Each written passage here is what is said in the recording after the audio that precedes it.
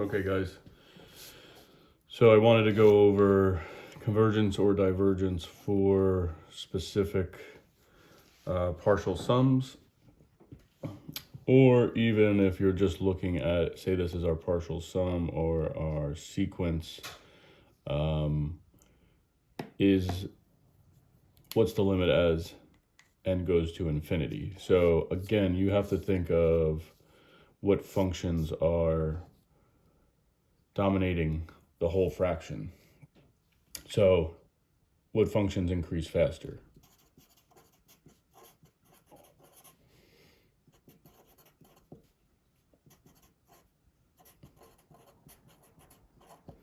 So if you're looking at these two, these two have, you have 2 to the n or n squared. So again, any exponential will increase faster than any polynomial function. So 2 to the n is going to increase faster or is greater than n squared as n goes to infinity. Okay, so if that is the case, then the numerator would be increasing faster, so the whole thing would be going into infinity.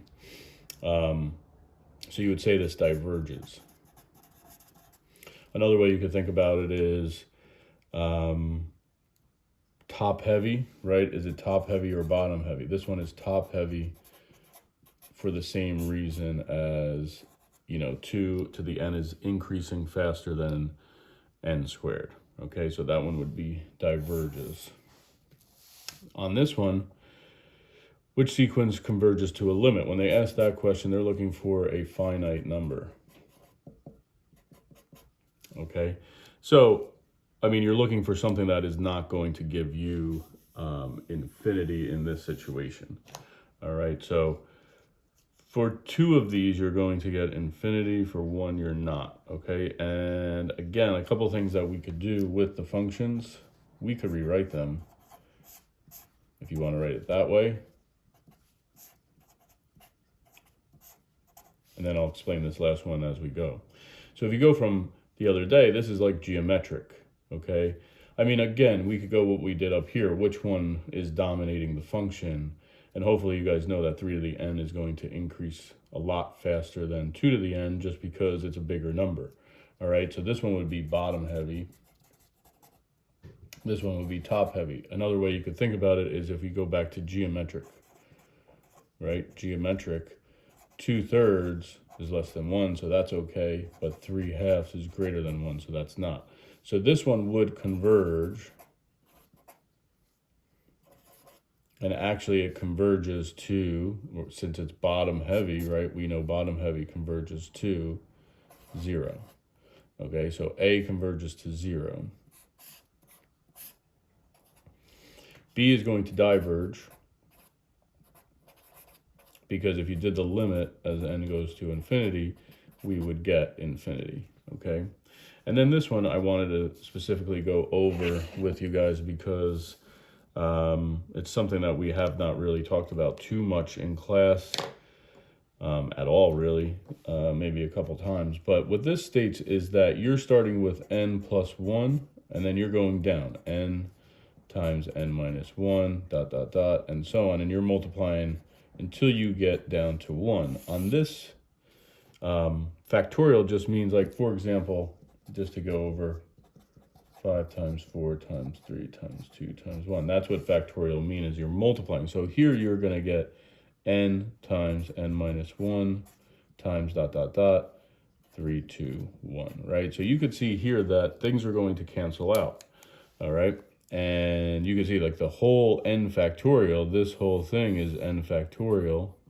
This whole thing is n factorial. So this whole thing cancels out, and you're just left with the n plus 1. Now, if we take the limit of n plus 1 as n goes to infinity, that's going to wind up being infinity. So we also say that this thing diverges. All right, so in this one, the only one that would have a limit, and the limit would be 0, would be A, okay? All right. I also wanted to go over these two types just because, again, talking about limits of these sequences are kind of new for us.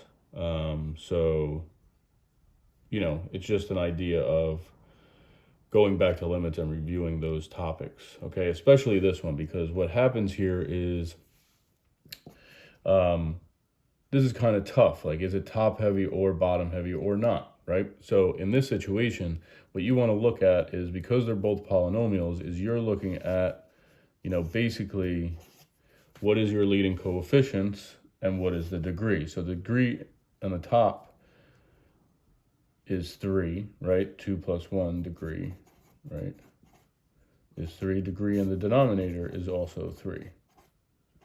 Okay, when that happens, since they're equal, you take the ratio of the leading coefficient. And in this case, if you just think of multiplying the first two terms, this would be n squared, this would be n, that would be n cubed over, and the leading coefficient here is 2. So that would give us 1/2 as our limit. Just looking back at what is, you know, whether it's top heavy, bottom heavy, or equal, right? In these cases, you can see that they are equal degrees. So we get a limit of 1/2. Okay, on this one, the nth partial sum is given, right? Determine s. So all we're doing is taking the limit as n goes to infinity of s of n. So there we go again. Top heavy, bottom heavy, or are they equal? This one is top heavy. So our limit would be infinity. I think on Khan Academy they might say unbounded. Whoops. Okay, so you could use that as well. All right.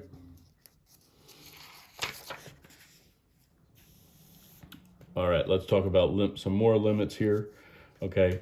Here, if this is same idea, what would the sum determine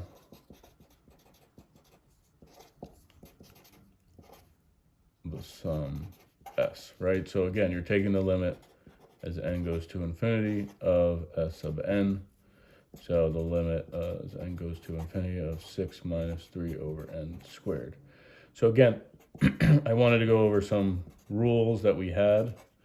You could always break them up into two different limits to try to make it a little bit easier for you, right? Anytime you have subtraction, the limit of the difference is also the difference of the limits, right? So any constant, still going to stay constant. That's the easiest one. Now here, top heavy or bottom heavy, we know this is bottom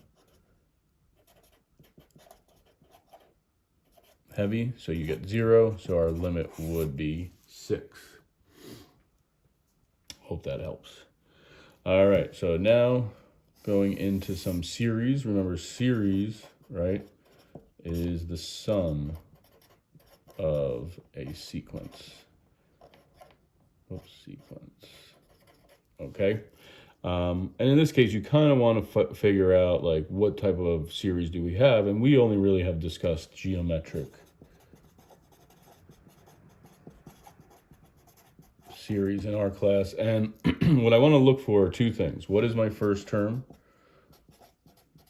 which is a, and what is the common ratio? Meaning, what are we multiplying by to get each term, r? Okay, when you can see that, those two things are very easy, and then you could tell if it does converge or diverge. In this case, our first term is very easy because it's given, 8, okay? Now, what are they doing to each term as you go along? Now, if you need to have help finding that common ratio, what you would do is divide terms. So if I wanted to find, like, to see if the common ratio was the same, I would do 8 over 9 divided by 8 over 3, right? And you could see that would give me 1/3. And just to check, let's do the first two terms. Say I do 8 over 3 divided by 8, and again, that gives me 1/3. So I know the common ratio has to be 1/3. Now, in order for a geometric series to converge, right, we know if it converges, the ratio has to be less than 1. Well, this is less than 1, so we know it does converge. And it converges to the first term over 1 minus the common ratio. So in this situation, we're going to get 8 divided by 1 minus 1/3. And what you could do to make it easier, multiply everything by 3, you get rid of that fraction, and we get 24 over 3 minus 1. And that is 24 over 2, or 12. So that would be our sum. Okay. On this next one that I have, all right, it's still a geometric series because you are multiplying by a common ratio of -1/3. Now be careful here. Where do we start? Our first term, right, we are plugging in k to be 0 because that's where they say they want it to start. So if k is 0, right, you're doing 1 -1/3 to the 0 power. That's just 1 times 1, which is 1. So our first term is going to be 1. Our common ratio is really just given to us. Whatever is to that power, you could see, is -1/3. So again, using the formula above, right, we have a over 1 minus r. Oh, before I go, since this is like the absolute value of -1/3 is less than 1, we know that this has to converge. So our common ratio is -1/3. Our first term is 1. So we'll do 1 minus the -1/3. Just watch your signs. 1 plus 1/3. And then, again, you can multiply everything by 3. And you wind up getting 3/4. Okay. And that is our quick little review or some examples that can help you for this week on geometric series, partial sums. Stuff that, you guys got to really practice more and more as we go along, which I'll come up with more and more work for you. All right. Sounds good. Thank you.